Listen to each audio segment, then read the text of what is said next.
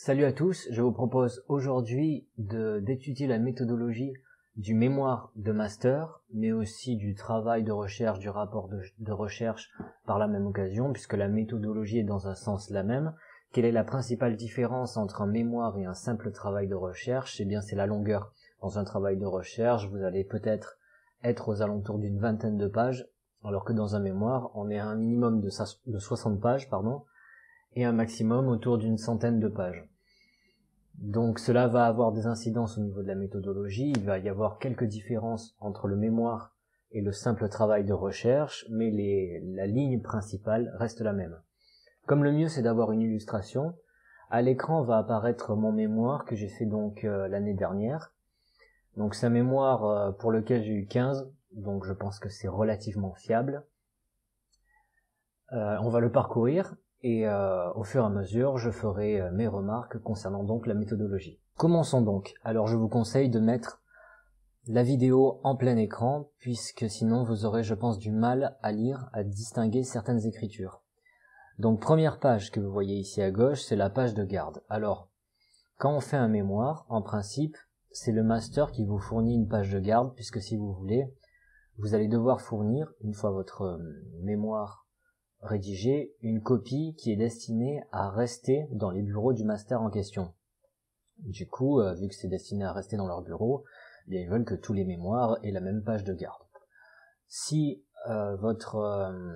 si vous n'avez pas de page de garde qui est fournie, vous pouvez par exemple vous inspirer de celle-là. Alors avec, vous voyez, le nom de la fac en haut.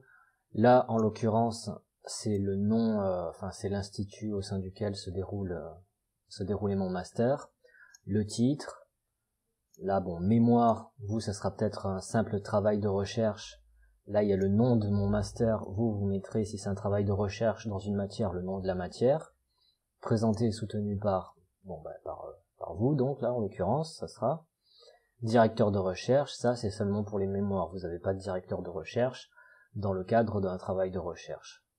Ok, et puis l'année. Deuxième page. Cette deuxième page, on l'utilise, je pense, seulement pour les mémoires et pas pour les travaux de recherche de 20 pages.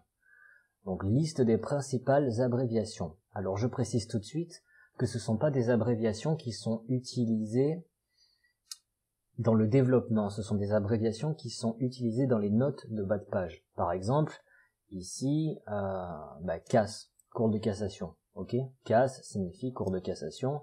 Je dis pas en plein milieu d'une phrase, la CAS a rendu un arrêt, j'écris la cour de cassation. C'est quand je mets une note de bas de page, avec une référence d'un arrêt par exemple, j'écris CAS au lieu de cour de cassation. On reviendra de toute façon sur les notes de bas de page plus tard. Alors, quelles abréviations allez-vous utiliser? Eh bien, ça dépend de votre sujet. Ça va dépendre aussi si vous êtes plus dans un master droit privé ou dans un master droit public. Là, vous pouvez par exemple copier ceci et ça vous fait déjà une base d'abréviation que vous n'aurez pas à rechercher. Donc vous avez qu'à mettre pause sur la vidéo et recopier ceci. Ensuite, troisième page. Alors, remerciements. Bon, ça, remerciements, c'est surtout, là en l'occurrence, moi c'était pour mon directeur de recherche, puisque vous voyez, le directeur de recherche a pour rôle de vous aiguiller, tout ça, donc une petite page de remerciements, c'est toujours bien vu. Si vous faites un travail de recherche d'une vingtaine de pages, en général, il n'y a pas de remerciements. Si vous faites un mémoire, par contre, suivez le même ordre. Vous voyez, page de garde, liste des principales abréviations, remerciements. Mettez pas les remerciements après les abréviations. Voilà. Ensuite, quatrième page, le sommaire. Alors le sommaire, là, comme son nom l'indique, il est sommaire. Plus tard, plus loin, après le développement, donc après la fin, au bout de 100 pages par exemple, on va retrouver la table des matières. Là, c'est le plan véritablement détaillé. Alors le sommaire, si vous voulez, donc ici, introduction, avec au bout le numéro de page. Introduction débute page 1. Ensuite, première partie. Si vous regardez, j'ai écrit première partie, seconde partie, titre 1, titre 2. Dans un mémoire, comme on a beaucoup de pages, on va avoir plus de sous-divisions que dans un commentaire d'arrêt par exemple, ou même que dans un travail de recherche d'une 20aine de pages. Si j'avais commencé par grand 1, grand 2 et grand A, grand B, comme on a l'habitude de le faire, eh bien j'aurais dû utiliser après petit 1, petit A, petit 1 du petit A du petit 1, enfin on se serait embrouillé. C'est pour ça qu'on démarre de plus haut si vous voulez, pour ensuite plus facilement avoir une cohérence en fait dans nos sous-divisions. Et d'ailleurs c'est un standard, vous devez, quand il y a beaucoup de pages, vous devez démarrer par la partie, vous voyez, on ne démarre pas par le titre. Alors, ça on en reparlera justement dans la table des matières, puisqu'on aura tout sera à notre portée, on pourra le lire plus facilement. Mais bon, là pour le sommaire, vous mettez donc l'introduction, le numéro de page. Première partie, vous mettez le titre de votre première partie avec le numéro de page. Titre 1 et titre 2 qui sont donc l'équivalent de votre grand A et de votre grand B. Seconde partie, titre 1, titre 2, pareil avec le numéro de page. Puis conclusion. Une conclusion dans un mémoire est en général facultative, donc à vous de voir si vous en faites une ou pas. Ensuite, table des matières, c'est donc le plan détaillé, bibliographie et annexe. Par contre, il faut absolument que vous présentiez ceci dans cet ordre-là. Mettez pas la bibliographie avant la table des matières ou les annexes avant la table des matières. Utilisez cet ordre-là. Et on commence donc avec l'introduction. Déjà, quelle taille doit faire votre introduction? Eh bien, il est admis qu'en général, une introduction doit faire environ 10% de votre développement. Donc, si vous avez écrit 90 pages, sans compter la conclusion, eh bien, vous allez faire environ 9 pages d'introduction. Pour le coup, moi, dans mon mémoire, j'ai 99 pages introduction plus développement, et j'ai j'ai 8 pages un tiers d'introduction. Donc j'ai 8 pages un tiers d'introduction et 91 pages de développement, donc vous voyez que les 10% sont à peu près respectés. On commence donc notre introduction avec une phrase d'accroche. Ce que vous devez mettre dans votre introduction, en général, ce qu'il est important de mettre, bon, c'est déjà d'amener votre sujet, ça c'est la base. Amenez votre sujet progressivement, la problématique de votre sujet, mais il faut que vous casiez à tout prix des éléments d'histoire du droit. Vous voyez, vous allez en fait contextualiser votre sujet. Moi, par exemple, mon mémoire, c'était les responsabilités civiles et assurance de responsabilité relative aux mineurs, l'enfant mineur. Donc, si vous voulez, j'ai dû aborder ça tout d'abord sous l'angle de l'histoire du droit, et d'ailleurs, ma phrase d'accroche, en fait, c'est une citation qui est extraite des Instituts de l'empereur Justinien, donc on est au niveau de l'Antiquité romaine, vous voyez. Et après ma phrase d'accroche, j'enchaîne d'ailleurs en droit romain, cette patria potestas, blablabla, blablabla. Donc si vous voulez, je commence mon introduction loin dans le temps. Selon les sujets, bien sûr, on devra commencer peut-être plus récemment, tout dépend le sujet. Mais je commence loin dans le temps, et après, au plus mon introduction avance, au plus je me rapproche d'aujourd'hui en fait. J'utilise un ordre chronologique, hein. Je commence pas à l'Antiquité pour ensuite faire un bond en 1900 et pour ensuite revenir avant 1789. On va le voir. Donc, si on suit en droit romain, là, la doctrine, si vous voulez, là je fais une remarque de ce que pense la doctrine, sachant que c'est une vieille doctrine à propos de ceci, d'un point de droit romain. Bon, je vais pas m'arrêter sur le fond, hein, puisqu'il est propre à chaque sujet. Juste les grandes lignes. Donc droit romain, et ensuite, si vous voyez, le droit français antérieur à la Révolution de 1789 et surtout au Code civil de 1804. Donc là j'ai fait un bond important dans le temps, mais je reste avant 1804, avant 1789.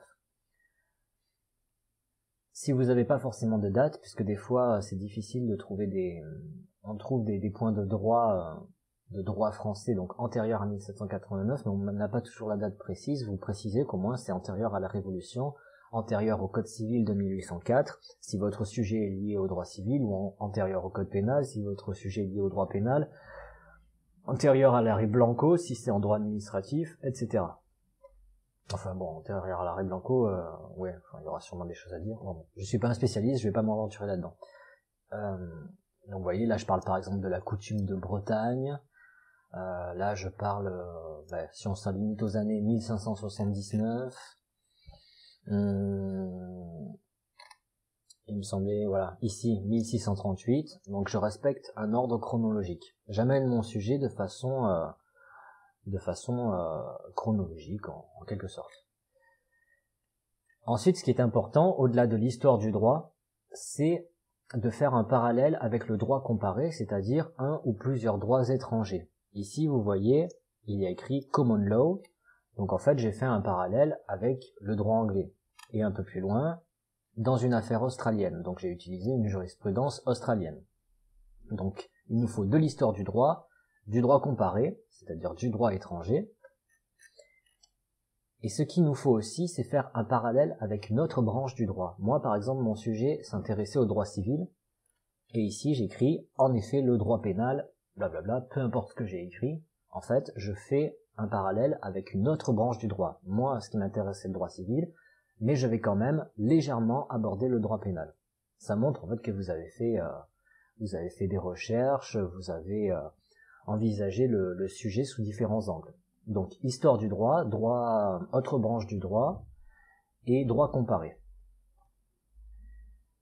Vous restez de façon chronologique là, donc si on suit mon truc, moi j'en suis à 1968, 1984, donc on se rapproche de plus en plus d'aujourd'hui. Alors votre introduction va pas forcément se terminer sur 2016. Hein. Ensuite, peu à peu, j'amène mon problème de droit que finalement je pose ici, sous la forme d'une question à laquelle on peut répondre par oui ou par non. Vous posez la question. Si vous voyez que c'est pas une question à laquelle on peut répondre par oui ou par non, c'est faux. Mais ça, j'en ai déjà parlé dans mes autres vidéos, les différentes vidéos de méthodologie. Et ensuite, vous annoncez votre plan, c'est-à-dire vous annoncez vos parties 1 et partie 2. Ok. Dernière chose que j'ai failli oublier concernant l'introduction, en fait c'est propre à tous les exercices juridiques, en fait, il faut que progressivement, vous ameniez votre problème de droit.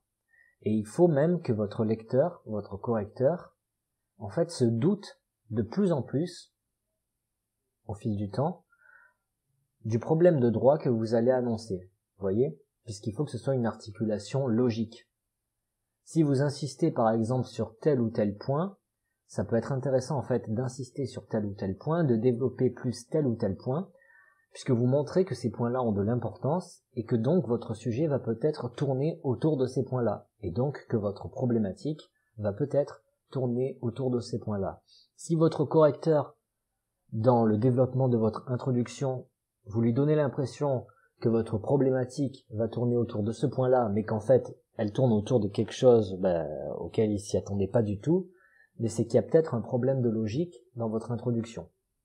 Donc, le mieux, c'est qu'une fois que vous avez écrit votre introduction, votre problème de droit, ou même lorsque vous avez fait le plan, si vous faites un plan d'introduction et votre problème de droit, vous le lisez vous-même comme si vous étiez un lecteur extérieur, et vous vous dites, est-ce que là, sans connaître le problème de droit, on a l'impression que je vais poser telle ou telle question.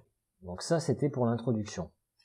Avant de passer au développement, je vais juste faire une parenthèse sur les notes de bas de page. Alors, par exemple ici, par exemple ici. Alors, n'hésitez pas à mettre des notes de bas de page, c'est pas mal vu, au contraire, parce que le principal objectif d'un mémoire, c'est pas de proposer des idées personnelles, c'est pas une thèse en fait, vous voyez. Nous on nous a dit, bien que ça doit varier, j'imagine, d'un master à l'autre, mais dans mon cas, et j'ai eu des échos, c'est un peu pareil ailleurs, j'ai pu voir que c'était un peu pareil dans certains endroits, dans un mémoire, l'apport personnel est limité à environ 10%. C'est-à-dire que le gros du travail du mémoire et du travail de recherche, du rapport de recherche, c'est en fait de faire de la recherche, déjà, de mettre en évidence des écrits, des jurisprudences, des lois, etc., du droit existant, et de le mettre en perspective en fait. Voilà. C'est pas de proposer vos solutions personnelles. Et au plus vous aurez de notes de bas de page, au plus ça montrera que vous aurez fait des recherches. Donc c'est pas du tout mal vu. Ok. Essayez surtout pas aussi de vous approprier les textes. Essayez pas par exemple de reformuler une phrase à votre sauce et de pas citer l'auteur. Déjà ça vous fera une note de bas de page en moins. Ça vous fera peut-être une référence bibliographique en moins. Et surtout, si votre directeur de recherche, les personnes qui sont présentes lors de votre soutenance, si c'est un mémoire, s'en aperçoivent, eh bien, ils vous le diront et en général, ils apprécient pas trop. Est-ce que maintenant, toutes les notes de bas de page se retrouvent dans la bibliographie? Eh bien, pas forcément. Par exemple, on a un livre numéro 1 dans lequel vous êtes allé chercher. Ce livre numéro 1, vous l'avez utilisé, lui, vous allez le mettre dans la bibliographie. Et dans ce livre numéro 1, à un moment, il y a une phrase qui vous a intéressé, et cette phrase était assortie d'une note de bas de page, puisque les auteurs qui écrivent des livres font eux aussi des recherches. Cette note de bas de page vous a intéressé, la phrase en question vous a intéressé, mais vous n'êtes pas forcément allé chercher dans ce nouveau livre, donc le livre numéro 2. Si vous n'êtes pas allé chercher dans le livre numéro 2, vous ne le mettez pas dans la bibliographie, mais vous notez la note de bas de page, ok, au moment où vous en parlez. Donc voilà pour les notes de bas de page. Concernant la forme, eh bien le mieux c'est de s'inspirer de ce qui existe. C'est-à-dire, est-ce qu'on met en majuscule, est-ce qu'on met entre guillemets, est-ce qu'on met en italique? J'ai regardé comment faisaient les auteurs et j'ai fait pareil. Sachant que après pour la bibliographie, est-ce qu'il faut mettre en majuscule? Pareil, est-ce qu'il faut mettre en italique entre guillemets? Votre directeur de master, enfin celui qui vous fera le cours sur la méthodologie du mémoire, vous éclairera là-dessus. Il vous le dira. Donc, ça c'est ok. Introduction, note de bas de page. On arrive ensuite au développement. Partie 1, vous mettez votre titre, et vous faites ensuite un chapeau introductif. Les chapeaux introductifs, il faut les faire à chaque fois. Vous voyez, moi j'introduis mon titre 1 et mon titre 2. J'écris mon titre 1, puis j'introduis mon sous-titre 1 et mon sous-titre 2. J'écris mon sous-titre 1, bon là, il faut croire que j'avais besoin d'un peu plus parler, mais au final, j'introduis mon chapitre 1 et mon chapitre 2. Chapitre 1, j'introduis ma section 1, ma section 2. Section 1, là en l'occurrence, je suis pas allé en dessous de la section, donc j'avais plus rien à introduire. Ce qui est important aussi, c'est de faire des paragraphes de transition. J'essaie de vous trouver un exemple, en fait c'est n'importe où. Là j'étais dans quoi? Là je suis dans une section, bon voilà, je suis dans une section 1, ma section 2 elle est ici, et voilà. Et si on regarde mon dernier paragraphe avant ma section 2, c'est « Maintenant que les principaux éléments relatifs à la responsabilité civile du fait personnel du mineur ont été abordés, il convient de s'intéresser au cas du mineur ne disposant pas de l'intégralité de ses facultés mentales. Section 2, la responsabilité machin du mineur sous l'empire d'un trouble mental. » Donc si vous voulez, dans mon paragraphe précédent, j'annonçais mon titre, ma section 2. Et ça, il faut le faire à chaque fois, même si la sous-division est petite. Vous voyez ? Au plus vous faites de chapeaux introductifs et au plus vous faites de paragraphes de transition, eh bien au plus ce sera clair pour votre lecteur et pour votre correcteur. Concernant la clarté, n'hésitez pas à aller à la ligne, à faire des paragraphes, n'abusez pas non plus. En général, on va à la ligne pas quand on change de sujet, mais quand on aborde un nouveau point dans le même sujet, par exemple, et on change de paragraphe quand on aborde, par exemple, vraiment un nouveau sujet dans le titre. Enfin, après, c'est à vous de voir. Hein. Mais il faut que ce soit clair, que ce soit agréable à lire. Vous voyez, il faut pas que ce soit un gros pavé énorme qui, dès qu'on le voit, on n'a qu'une envie, c'est de le balancer à la poubelle. Ok. Ceci étant dit, pour le développement, n'oubliez pas, après ça va être au niveau de la relecture de bien vous relire. Pour ça, il faut bien gérer son calendrier, surtout quand on est face à un mémoire. N'oubliez pas de justifier, c'est-à-dire d'aligner à droite, vous voyez. Et voilà. Après, comme je vous dis, je vais pas m'attarder sur le fond, puisque le fond est propre à chaque sujet. il y aurait seulement besoin de parler du problème de droit et du plan, mais ça c'est ce que je dis dans d'autres vidéos. Il faut absolument que votre plan, en particulier vos parties et vos titres, qui remplacent donc le grand 1 et le grand A, grand B, répondent à votre problème de droit. Si vous posez une question et que vous n'y apportez même pas une réponse dans vos titres, ben ça le fait pas. Ça le fait pas. Même si vous apportez une réponse dans le développement, il faut que vos titres principaux, répondent à votre problème de droit. Mais ça, c'est ce que je dis déjà dans d'autres vidéos que vous pouvez aller voir sur la disserte, le commentaire d'arrêt, cas pratique, tout ça, quoi. Ok. Après ce développement, donc, on arrive à la conclusion. La conclusion, je disais donc, est facultative. Et si vous en faites une, vous en faites une petite. Vous voyez, moi, par exemple, j'ai 8 pages et quelques d'introduction. J'ai 90 pages en gros de développement et j'ai que deux pages et demie de conclusion. Voilà, moi je me suis senti obligé de conclure, enfin j'ai senti que c'était important dans le cadre de mon sujet, ça sera peut-être pas le cas pour vous. Après le mieux, c'est aussi de demander à vos correcteurs s'il faut faire une conclusion. Ça c'est d'une manière générale, il faut toujours demander à ceux qui vous corrigent s'il faut faire ça, s'il faut faire ça, il faut toujours vérifier, puisque comme je le dis dans d'autres vidéos, la méthodologie peut varier, même si c'est légèrement, d'une fac à l'autre, ou même au sein d'une même fac, d'un correcteur à l'autre. Ok, après la conclusion, vous avez votre table des matières. La table des matières, c'est donc le plan détaillé, et c'est là qu'on va pouvoir parler plus précisément des sous-divisions. Alors, si vous voulez les noter, prenez une feuille et un papier.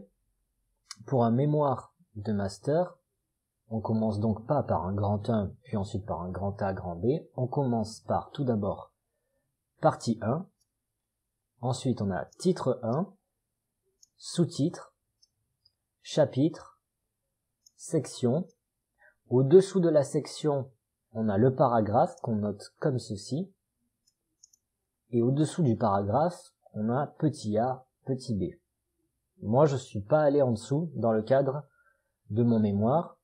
J'imagine qu'en dessous du A et du B, on met petit 1. Mais, bon là déjà ça fait 1, 2, 3, 4... attendez, je me suis perdu. 1, 2, 3, 4, 5, ça fait 6 divisions, 6 sous-divisions. Bon, c'est pas mal, sachant que faut pas se sentir obligé de faire des sous-divisions. Si vous faites une sous-division et que vous mettez 2 lignes, ça sert à rien.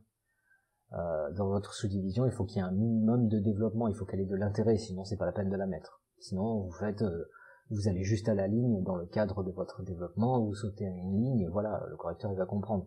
Mais vous ne vous sentez pas obligé de faire des sous-divisions, des nouveaux titres à chaque fois. Ok, pour la mise en page, essayez de présenter à peu près comme ça, vous voyez, ça vous donne une idée. Par exemple, pour le titre 1, là j'ai mis un petit carré à côté, après j'ai mis un petit rond pour le sous-titre, puis après j'ai mis des sortes de triangles, là je sais pas comment on appelle. Aussi, ma partie 1, je l'ai mis en gras souligné, mon titre, je l'ai mis seulement en gras, mon sous-titre en gras italique, mon chapitre juste en souligné, et au-dessous, j'ai rien mis, ni souligné, ni gras, ni italique. Vous voyez, c'est pour qu'on reconnaisse à peu près, quoi. Enfin, qu'on reconnaisse plus facilement que de suite, rien qu'à l'œil, on se dise, voilà. On en vient ensuite à la bibliographie. Alors, la bibliographie, tout d'abord, on parle des ouvrages généraux, des traités, des cours et des manuels. Ne commencez pas par la jurisprudence ou les articles de doctrine, respectez là aussi l'ordre que je vous indique. Ouvrages généraux, traités, cours et manuels. Alors, moi j'ai mis le nom de l'auteur ou des auteurs en majuscule. Concernant le prénom, j'ai juste mis en fait la première lettre du prénom, puis j'ai mis le nom de famille. Concernant le nom de l'œuvre, je l'ai mis en italique, puis l'édition, par exemple la Précidalose, le numéro d'édition, et puis la date de publication, 2014. Vous faites ça pour tous les ouvrages généraux, les traités, les cours et les manuels. Après ça, vous mettez les codes. Les codes, tous les codes que vous avez utilisés. Bon, moi, code civil, code des assurances, code du sport commenté, blablabla. Vous mettez ensuite l'édition, LexisNexis ou Dalloz, et l'édition, la date en fait, moi édition 2015. Alors, si vous faites votre mémoire en 2016 par exemple, écrivez pas que vous avez utilisé un code de 2006 quoi. Et puis tant qu'à faire, même essayez de pas utiliser un code qui date d'il y a 1 an ou 2 ans, surtout pour un mémoire. Vous voyez, on essaye d'être le plus sérieux possible et donc le plus à jour possible. Ensuite viennent les thèses. Alors ça, vous en utiliserez peut-être pas tout le temps. Moi, je m'en suis servi. C'est pas mal pour l'introduction. Moi, franchement, je savais pas trop quoi dire pour mon introduction. Enfin, je crois que j'avais eu un peu du mal, surtout du point de vue de l'histoire du droit en fait.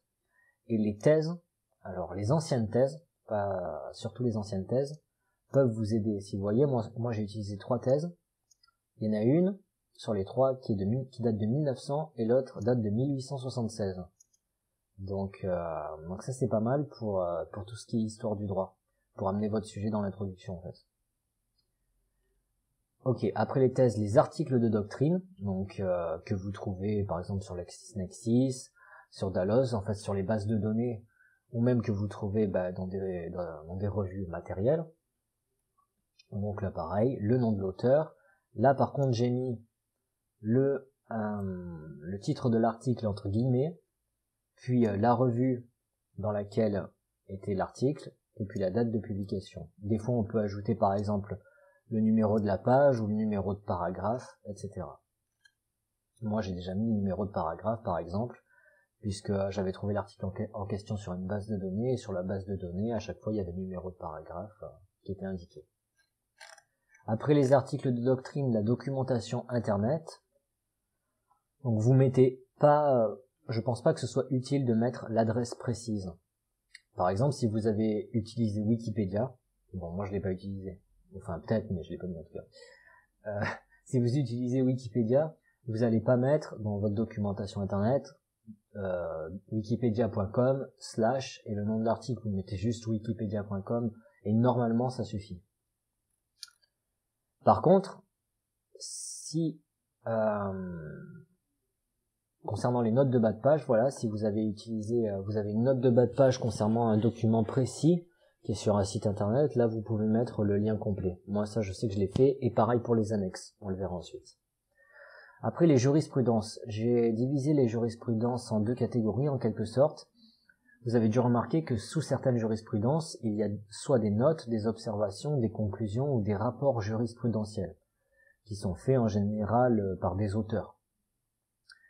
Si j'ai utilisé la jurisprudence et qu'en plus j'ai utilisé par exemple une observation qui était sous une jurisprudence, j'écris le nom de l'auteur qui a fait cette observation, la J. Cabane par exemple, et en dessous je marque qu'il a fait une conclusion sous l'arrêt blablabla. Ok ? N'oubliez pas les références, au plus vous avez des références concernant l'arrêt, au plus vous les mettez. Si l'arrêt a été publié, vous allez également l'indiquer. C'est avec l'abréviation bulle CIB. Voilà. Donc là, moi j'avais utilisé pas mal, il faut croire, d'observations, de conclusions, tout ça. Donc j'ai tout marqué par auteur, et apparemment j'avais classé ça par ordre alphabétique, concernant le nom de famille, quoi. Voici L, M, R, R, S, etc. Et ensuite, autre arrêt par ordre chronologique, ce sont des arrêts que j'ai utilisés, mais sous lesquels il n'y avait par exemple pas d'observation, ou pour lesquels je n'ai pas jugé bon de lire ou d'utiliser les observations. Donc autre arrêt par ordre chronologique, moi en l'occurrence ça commence en 1867 et ça se termine en 2015, le 6 mars 2015, et j'ai dû rédiger mon mémoire, je sais plus, en mars-avril justement. Donc essayez, vous voyez, d'être 2015, mars-avril 2015 je précise, essayez d'être le plus à jour possible. Après la bibliographie vient finalement la partie annexe. Alors vous allez avoir plusieurs annexes, vous voyez, moi j'en ai 12 ou 13, je sais plus. Et en fait, si vous voulez, dans l'annexe 1, l'annexe 1 porte sur un sujet en particulier. Moi par exemple, c'était l'assurance de responsabilité civile des dirigeants sociaux, donc des dirigeants de société, tout ça quoi. Dans mon annexe 2, par contre, c'était plus sur les dirigeants, C'était toujours de l'assurance de responsabilité, mais à propos de quelqu'un d'autre, vous voyez, sur les élèves, je crois, enfin, quelque chose comme ça. Vous essayez de distinguer comme ça. Moi, en l'occurrence, dans mes annexes, j'ai mis en fait que des captures d'écran de contrats d'assurance de responsabilité, puisque c'est ce dont j'avais besoin. Si vous avez l'impression que vous avez besoin de mettre des illustrations dans vos mémoires ou dans vos travaux, rapports de recherche, vous les mettez en annexe et vous les mettez pas au milieu d'une page entre deux paragraphes. Voilà. Donc ça peut être un schéma peut-être, enfin, à vous de voir en fonction de votre sujet. Donc là, vous avez vos annexes, vous voyez, des exemples d'annexes. 5, 7, 8, 9, 10. Voilà. Donc, 13 annexes. Et comme je vous le disais tout à l'heure, là, par contre, j'ai mis, puisqu'en fait, c'est des contrats que j'avais trouvés sur Internet, et j'ai mis, en fait, le lien précis, de sorte que si, puisque sachez qu'en principe, vous rendez aussi une version électronique de votre mémoire, si quelqu'un a envie d'aller voir le passage en question, ou vérifier que c'est pas du fake, mais il suffit normalement de copier-coller le lien et il arrive directement sur le contrat en question. Puisque moi c'était que des PDF en fait, des PDF hébergés sur le net. Voilà, j'espère que ceci vous aura un peu aidé. Si vous avez des questions supplémentaires, n'hésitez pas à les mettre en commentaire de la vidéo sur YouTube. Ça pourra aider d'autres personnes. Si vous regardez cette vidéo, n'hésitez pas à aller voir justement s'il n'y a pas des commentaires. Si vous vous posez une question, peut-être qu'elle a déjà été posée et peut-être que j'y ai déjà répondu. Si vous êtes en train de rédiger votre mémoire en ce moment, écoutez, bonne chance, peut-être que ceci pourra vous aider et je vous dis à la prochaine.